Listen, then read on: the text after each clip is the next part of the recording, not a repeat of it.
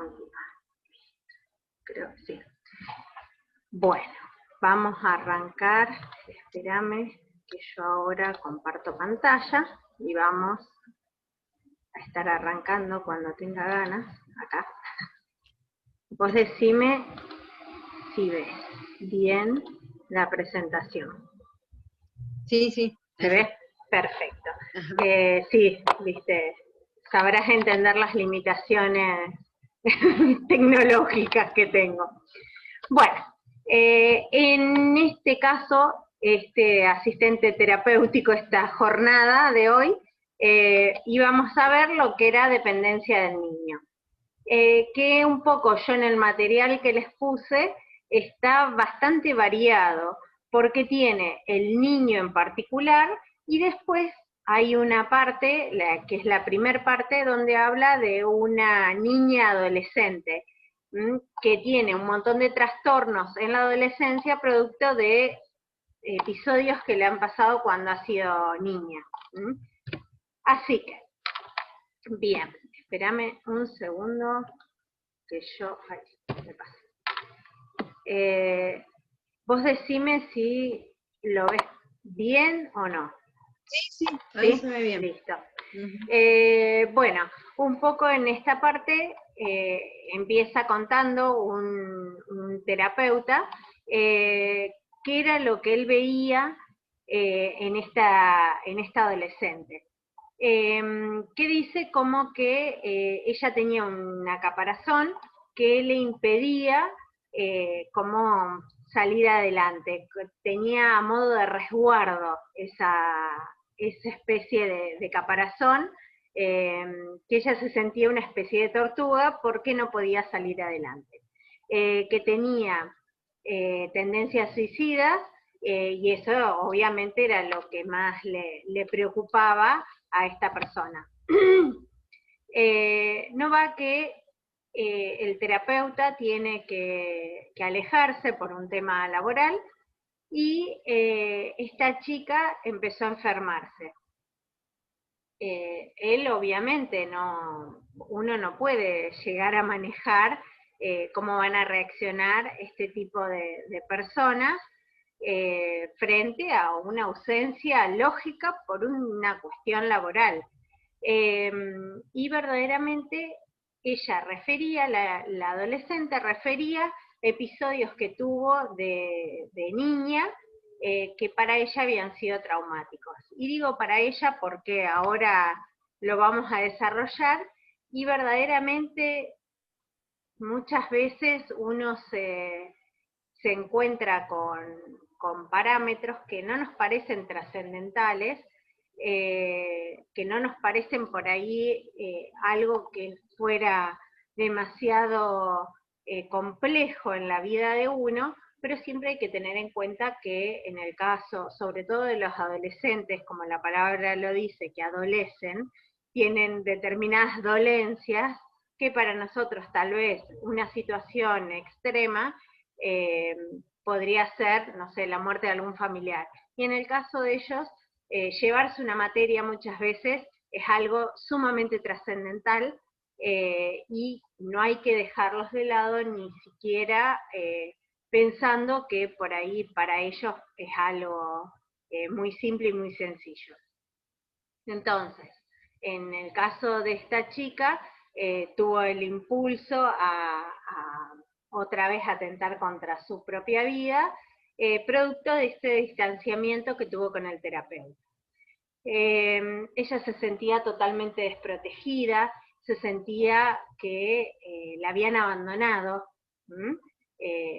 todo producto de su imaginación, porque no era así, sino que el terapeuta se había tenido que ir por una cuestión laboral. Cuando pudo afianzar su relación, que fue al regreso, ella automáticamente empieza a curarse. O sea, que hizo todo un mecanismo de defensa producto de la ausencia del terapeuta. Por eso yo interpretaba que es lo más importante cuando por ahí no nos manifiestan de manera explícita qué es lo que les está pasando, porque estamos hablando de un terapeuta, una persona que estudió, que es un psicólogo. Entonces, que tiene tal vez mayor cantidad de herramientas de las que podemos llegar a tener nosotros como asistentes terapéuticos. ¿Qué es lo que nosotros debemos lograr? Sobre todas las cosas, ese vínculo o prestar atención a las determinadas señales que nos pueden manifestar, sobre todo en este tipo de pacientes que nos pueden brindar esa información. En cambio, ¿qué pasaría con un niño de 2 años?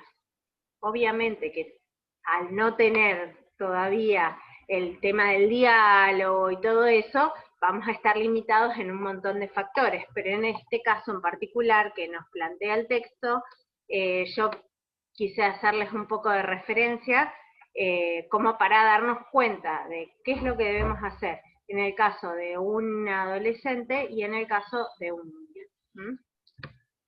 Bueno, la importancia sobre todas las cosas, yo acá esto lo hice un poco más amplio, no solamente para el adolescente en sí, sino el vínculo lo necesitamos tener en todas las etapas de la vida, con el asistente. ¿Por qué? Porque es la persona que se supone que nuestra familia o alguna persona que nos contrató está confiando en nosotros, por ende nosotros necesitamos tener este vínculo para que este niño, adolescente, adulto mayor confíe. En el caso de los adolescentes, ¿cuáles van a ser estos signos? La alteración de la conducta, el llanto desmedido sin una causa aparente, el desgano, la angustia, muchas veces se nota que están extremadamente angustiados y no nos terminamos de dar cuenta por qué están angustiados. Ni siquiera ellos saben, tal vez, de por qué tienen esa angustia. Y hay que empezar a ahondar, si no es por un tema del colegio, por el bullying. Hoy por hoy hay un montón de factores que uno, qué sé yo, cuando ha ido al colegio, tal vez ejercían bullying de manera inconsciente con nosotros, pero no nos afectaba tanto como les afecta hoy en día a los chicos. Creo que también el tema de la tecnología es fundamental, porque nosotros no teníamos acceso a la cantidad de tecnología que hay hoy en día, y cómo en 2 segundos pueden desparramar una información, ya sea verdadera o no, de lo que nos pasó o nos dejó de pasar. En el caso de muchas veces los adolescentes tienen trastornos alimenticios, producto de todo esto que veníamos hablando, que tal vez no quieren comer porque se ven gordos y muchas veces no lo están, y en muchos casos están un poquitito excedidos de peso, producto de la mala alimentación que muchas veces tenemos, pero ellos restringen su comida como para, a modo como una protesta hacia los padres generalmente. Que no interactúan con sus pares, o sea, con sus compañeros, sus amigos, son esas personas que viven encerradas, que no salen, bueno, ahora producto de la pandemia es lógico, pero si no habitualmente, nosotros asociamos los adolescentes con grupos que están siempre en masa, se caracterizan por eso. En cambio, este tipo de adolescentes que tienen determinados inconvenientes, que uno no los puede relacionar netamente con inconvenientes de salud, porque obviamente todos estos trastornos traen aparejados diferentes patologías, pero en sí no tienen una patología de base.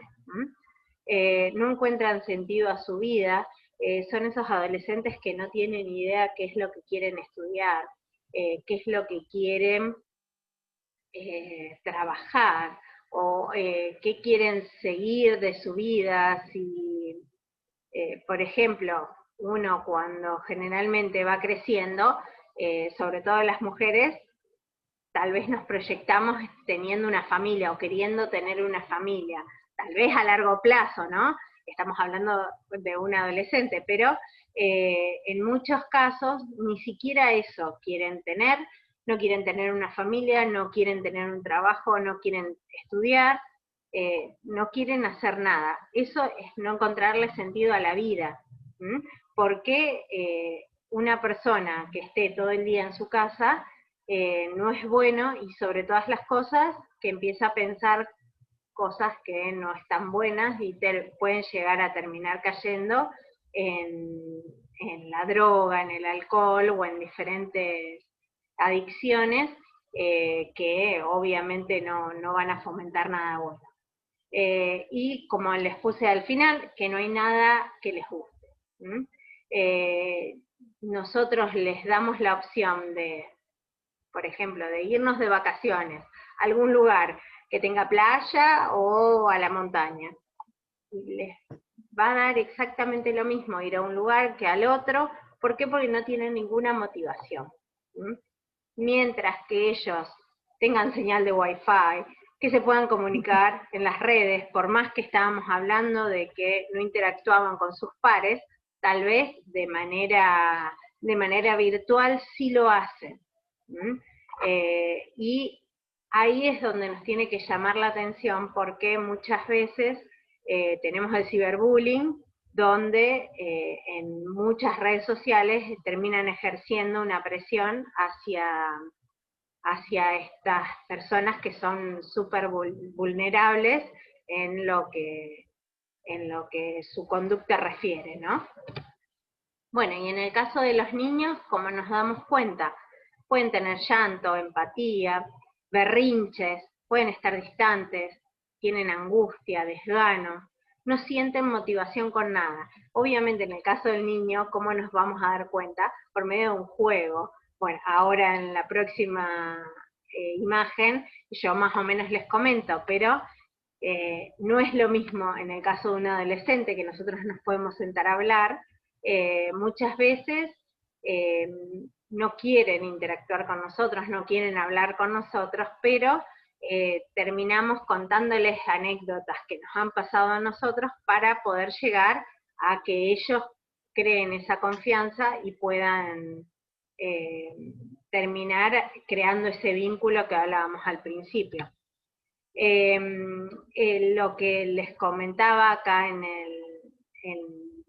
material, que dice que a los 20 meses reaccionó muy mal a la ansiedad de la madre, ella siempre experimentaba frente a la concepción, formaba parte de la pauta de angustiarse extremadamente al concebir. El niño dejó de usar el baño, de emplear palabras, su progreso se detuvo cuando nació el bebé, no le fue hostil, pero quería que lo bañaran a él como al recién nacido. Como el bebé tomaba el pecho, él empezaba a chuparse el pulgar, algo que antes no hacía, apelaba con muchos pedidos especiales a la indulgencia de los padres. Durante muchos meses durmió en la cama de ellos, se demoró su adquisición del lenguaje. Terminan haciendo un retroceso cuando tal vez no se llevan tanta diferencia de edad y no entienden que a partir de ese momento del nacimiento van a tener que compartir esa mamá, ese papá, sobre todo el vínculo mamá-hijo, ¿no? Y eso termina generando diferentes trastornos en el niño. Si no prestan atención a los signos y síntomas, ¿cuáles van a ser? Vamos a correr riesgos para darnos cuenta de los problemas a futuro, que era un poco lo que yo anteriormente comentaba. Lamentablemente estos problemas, ¿cuáles pueden llegar a ser? Son infinitos, porque nosotros hablamos de la frustración que puede llegar a tener este niño o este adolescente, porque es un poco más general esto, porque la frustración de tener que pasar esos miedos muchas veces pasa cuando una mamá pierde un hijo, un niño con una patología, no sé, vamos a imaginarnos una leucemia, y pierde esa mamá, ese hijo a los 5 años, y tiene al hijo más chico, y uno indefectiblemente le va a transmitir todos los miedos que tiene cada vez que le ve una mancha en su cuerpo, o cada vez que vamos a hacer un control en el médico, va a tener todas estas señales. ¿Por qué? Porque ese niño va a nacer o ya nació, pero lamentablemente nosotros como mamá o como papás, ¿qué es lo que le vamos a transmitir? Seguramente todos estos miedos que yo les he hablado. ¿Mm? El diálogo es fundamental. Si no se pueden realizar, hay que fomentar como parte de un juego, un baile, un dibujo, diferentes herramientas que vamos a tener a lo largo de todo el curso, como para que ustedes se puedan dar cuenta si estamos haciendo bien o no las cosas, y de qué manera podemos hacer que este niño, o en este caso, o un adolescente que esté totalmente negado, nos pueda llegar a tomar como referentes y por ende generar el vínculo. Cada persona es diferente, esto es sumamente importante y debemos tenerlo en cuenta. Cada persona es diferente y se va a desarrollar de diversas maneras. Hay que estar alerta siempre. Sobre todas las cosas, si yo voy a terminar cuidando a dos niños aparentemente sanos, nunca pensar de que pueden llegar a ser idénticos o que pueden tener la misma reacción frente a X estímulo. Porque así sean gemelos o sean mellizos, nunca vamos a tener frente a un estímulo la misma respuesta. Tal vez es parecida, pero nunca vamos a tener la misma respuesta. ¿Estamos? Entonces, es sumamente importante que nosotros tengamos en cuenta ese tipo de cosas, porque verdaderamente uno tiene que estar alerta, tiene que estar siempre preparado como para ir tratando de darse cuenta en qué momentos este niño cambió y por qué. Muchas veces, hoy por hoy, con el tema de los abusos, nosotros como asistentes nos terminamos dando cuenta antes que la mamá o el papá o inclusive hasta en la escuela.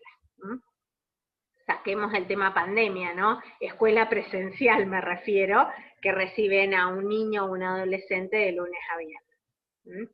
Entonces, por eso les digo la importancia que es de generar ese vínculo, porque muchas veces el niño o el adolescente va a confiar en nosotros y por medio de un juego o lo que fuere, nos termina dando indicios que nos pueden llevar a la sospecha, por ejemplo, de un abuso.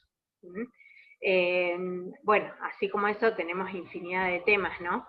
Pero esa era un poco la idea como para que ustedes sepan cómo íbamos a manejarnos con este tema en particular y qué era lo que a nosotros nos iba a interesar sobre todas las cosas, porque me parece que me mandan la macana. Ahí creo que sí era que nos iba a interesar a nosotros porque uno tiene que estar preparado tanto para actuar en el caso de los niños, en el caso de los adolescentes, de los adultos y adultos mayores. Yo siempre por ahí hago hincapié en la parte de adultos y adultos mayores porque requieren mayor cantidad de cuidados. Y existe una mayor cantidad de patologías que nosotros vamos a ver. Es muy difícil encontrarnos con un niño, tal vez, que tenga conductas suicidas. En cambio, un adulto mayor que no lo van a visitar, que no tiene ninguna perspectiva de vida, es muy factible que tenga este tipo de conducta. Un adulto que se quedó sin trabajo, que, no sé, producto del estrés que le generó quedarse sin trabajo, le da una ACV y tal vez es muy factible que tenga este tipo de conductas. Sí en el adolescente sí, porque como bien dije al principio, el adolescente adolece, entonces por ende se hace un mundo, tal vez, de cosas que para nosotros son insignificantes. Entonces, en el caso del adolescente, sí tiene este tipo de conducta, pero no así en el niño. salvo lógicamente en el caso de niños abusados, que ya nos iremos explayando, a ver de qué manera nosotros podemos tal vez darnos cuenta si llega a tener lamentablemente que pasar por una situación así, una situación extrema.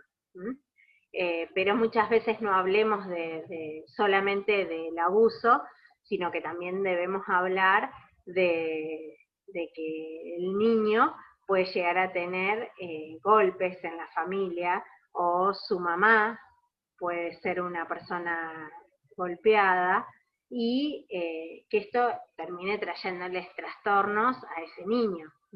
No es lo mismo una niñez, una adolescencia medianamente feliz, que una niñez donde se caracteriza por los golpes de un papá, un padrastro, una cosa así hacia la mamá.